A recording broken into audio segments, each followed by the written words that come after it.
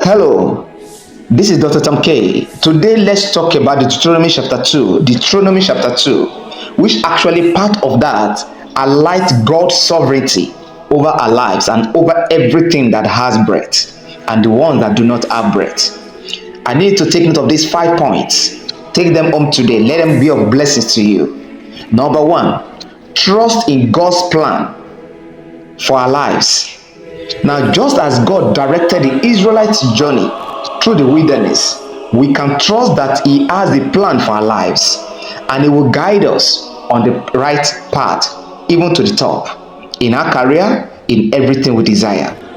Number two, have faith that God is in control.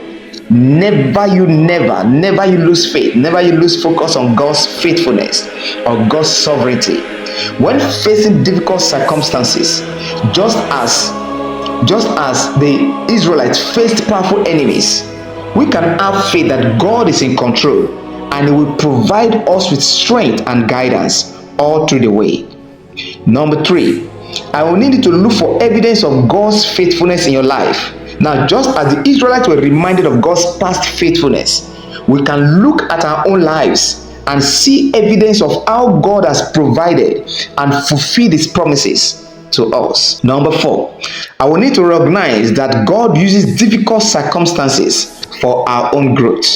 Now, just as the Israelites faced challenges in the wilderness, we can trust that God uses difficult circumstances in our lives to help us grow and become stronger.